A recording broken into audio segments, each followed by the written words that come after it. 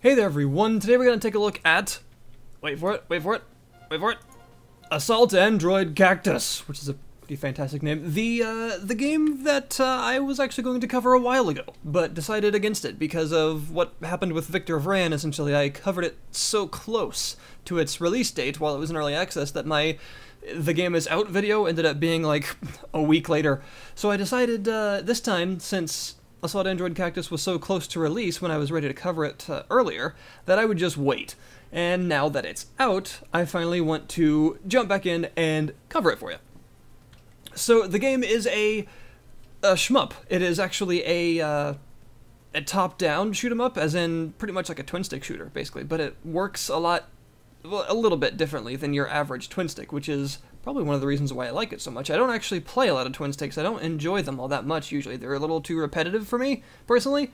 But this one is not at all, and is a lot of fun. Now, the game has had a significant amount of polish and extra content. There are 9 characters now, which is like twice what there was before. There are a lot more levels. There are bosses. Every boss actually has different dialogue, depending on which character you fight it with, which is interesting. And there are even cutscenes now. So yeah, the game is officially out of early access. So it's been out for long enough, I think I want to cover it now. So let's jump in. And I'm going to use one of my favorite androids, which is Aubergine, who is quite fun.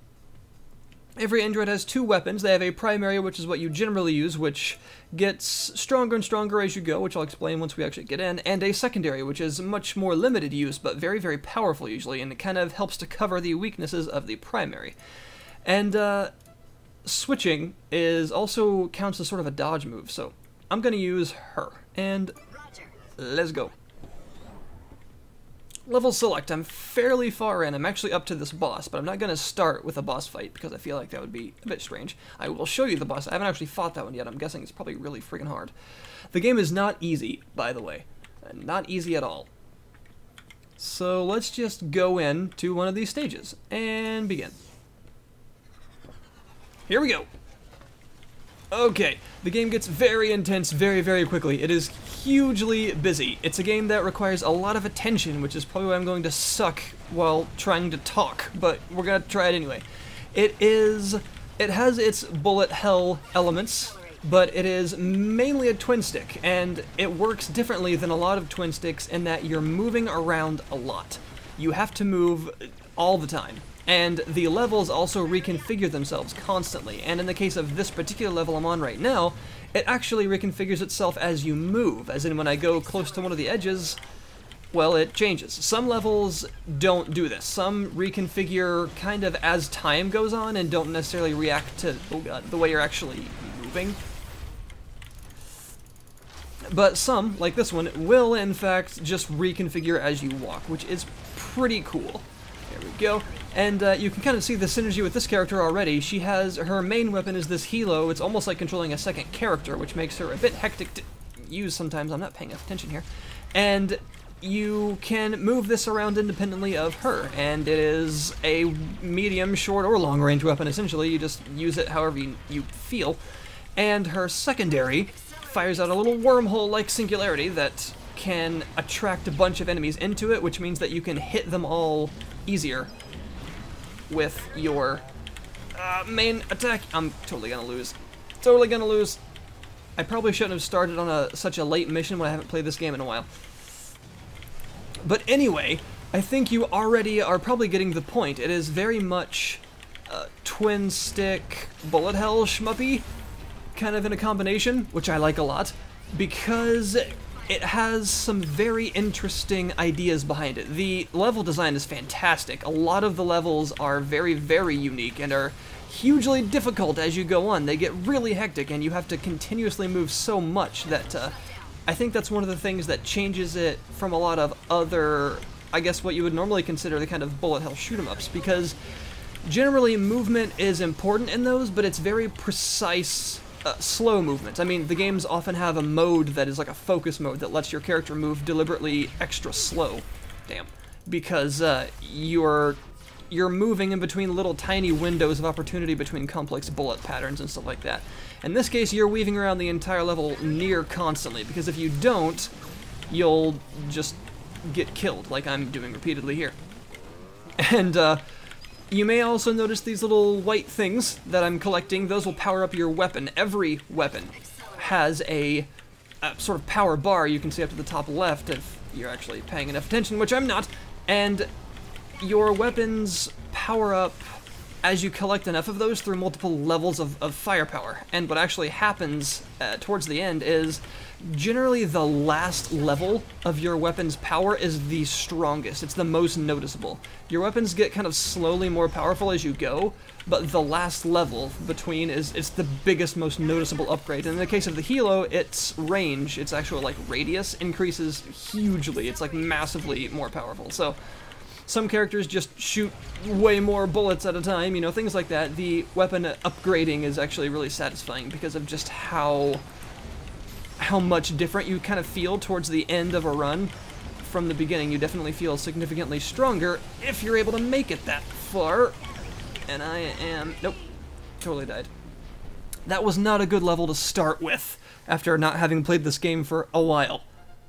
Let's go to a different android just to show a little bit of variety in this video. I like Starch a lot. Let's go with Starch. She's a little strange. We'll go to a much earlier level, one that's not quite so crazy and moves around a lot. Let's go back to Zone 3. The level select is very pretty, by the way. We'll go with this one. This one's pretty fun. The actual areas of the ship you're on, excuse me, all look quite a bit different. The level design is varied, significantly varied.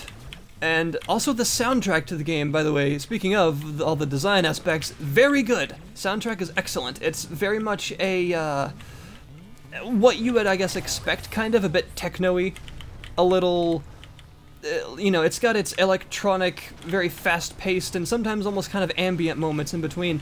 It's a good soundtrack. It's not, like, extremely fast all the time, but it definitely gets the job done. Alright, let's go. So yeah, I think that pretty much covers why I like this so much better than a lot of twin-stick shooter type shoot-em-ups. It's got a lot of variety in the characters. Every character is very much its own playstyle. Every android has a very different kind of strategy to using it. I mean, as you can see, this character plays completely differently than Aubergine does. It's got a very different weapon. She's got those really awesome micro-missiles as well. And here you see a different example of the way that the levels work. In this case, it is a constant circle. It doesn't rearrange itself, but it moves around, and there are these walls that pop up. Some levels are very sprawling and large. Some of them actually can have hazards, things like flamethrowers and laser grids and things like that, to where you have to, like that, where you have to constantly be on the move, or else find some cover. But because of the way that the levels rearrange themselves, sometimes the cover may just disappear right in front of you because of the walls sort of replacing themselves and rearranging, and that kind of nature makes the levels very, very dynamic. There's also a significant amount of enemy variety. There are a lot of enemy types, and that can actually be one of the biggest challenges of the game at first, as they don't introduce them like extremely quickly, which is good. It's not like that overwhelming. But it can be very challenging to actually not only learn them all, but kind of identify them all in such a busy battlefield while trying to understand what you need to do for each one. Some of them are very much priorities compared to others. There are several types of power-ups. There's a speed one that is very useful. You can run much quicker with it. There is that power-up right there, which is sort of like an EMP. It freezes every enemy on the battlefield for a short time. And there's also the firepower one, which gives you those little gun pod sort of things that help you blow everything up. And of course, there's the battery. So you may have noticed that you don't really have a health bar per se. The battery up there is constantly depleting, and what you need to do is occasionally collect the big green batteries that drop out of enemies to keep, like that, to keep that meter charged. If that meter runs out, you lose the level. But actually taking enough hits to sort of go down doesn't technically kill you permanently necessarily. What it actually does is that, and you have to tap the fire button to get back up. It depletes your score, first of all, and it depletes your battery faster than it goes down just naturally. So what that means is if you do that too many times, you're not going to be able to get enough batteries from the enemies to keep yourself going, and you're going to lose the level eventually. And as you can see, the levels can sometimes go on for quite some time, as there are many, many waves of enemies, and many changes to the environment. Sometimes the levels are very dynamic sometimes, and sometimes they're just kind of large or even small levels that don't actually move around a lot, so it does give that bit of, I feel, needed gameplay variety to a genre which is often kind of static in my opinion, which is maybe why I don't enjoy it as much oftentimes, but this game just does everything right in terms of making a shmup in the kind of twin stick style that I actually feel is genuinely different and I really like. There we go. And that's a level. Done. Everything's dead. Yup. So as you can see, it is very score attack based. You're given a ranking at the end of every mission and an actual ranking as well, as in, you know, like a leaderboard ranking. And you are encouraged to go through, die as few times as possible, get a huge chain of constant explosions, and not get touched, which can be very challenging. Now what I'm going to do is show you a boss fight. The boss fights are very fun. I'm really bad at this one, and to make it worse, I'm actually going to use a character. Whoops, hang on. I didn't mean to do that. I'm going to use a character I've never used before. Shiitake! She's a mushroom. She's got a railgun and a propeller mine. I have no idea what that is even like. I've never used her, so let's just try it. And we'll fight this boss, because I want to show you how the boss fights are. The boss fights are awesome. And large. Welcome to Justice. So as I mentioned, every person has different dialogue with every boss, which is a nice little thing, because the bosses are characters, essentially, in as much as your androids are. And they have some history with each other, more or less. Alright, so this is a kind of... Oh dear, I forgot. Okay, gotcha. I'm still getting used to how this character works. Hang on, give me a minute. So this character has a very slow fire rate, very high damage, sort of piercing kind of thing. That's what the railgun is, which I guess is to be expected. The propeller mines... Okay, so they're laid right where I am at the time, and I'm assuming that, yeah, when an enemy gets close, they blow up. Kind of Bouncing Betty style. Oh god! Those things drag you around. Oh! Yeah, this is a bit of a tough boss for me. The boss fights are where a lot of the bullet hell elements of the game come in my opinion. The bosses tend to have very complex bullet patterns they'll send after you. They've got, ooh. Hang on a minute. Not the boss to try from a character I've never actually used. Let's try an earlier boss, because I want to show you a good one. Now, you may have noticed that the bosses themselves have segmented health gauges, which is very much a kind of bullet hell shoot 'em up trope, because as you actually go on, your boss patterns are going to get more complicated and repeatedly change depending on which segment of life they're actually on. This seems like a good character for this boss because of its kind of large amount of crowd control capabilities, I suppose, with such a piercing weapon and having all of these mines. I like this character actually, but it's definitely a bit of a challenge to use. Some characters are easier to use than others, for sure. Some are just naturally very challenging, and the boss fights tend to get difficult anyway because they become somewhat of an endurance round oftentimes, due to the fact that you often have very difficult bullet patterns and a lot of complicated spreads and things to avoid, and you have very little time to learn them because, you know, every segment of health is only a certain size. But also because they tend to only drop, oh god, batteries after every segment goes down. Which means that oftentimes you're not really dealing with a lot of battery drops, so you need to make sure you're not getting hit too often. Ugh. I used to be better at this. Talking and playing it is actually a lot harder than I thought it would be.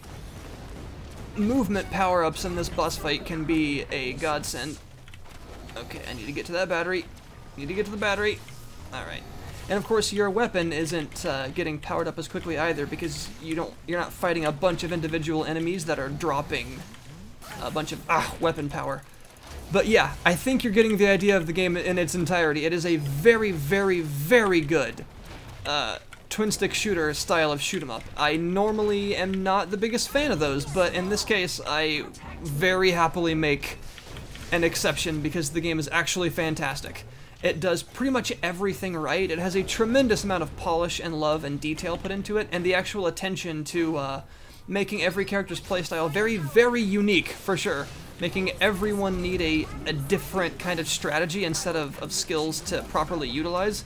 There's an impressive amount of variety in the characters you're expected to learn if you want to get really good with them. And of course, people really, really like score attack stealth oftentimes. And this does that very, very well. And there. Phew. That was hectic.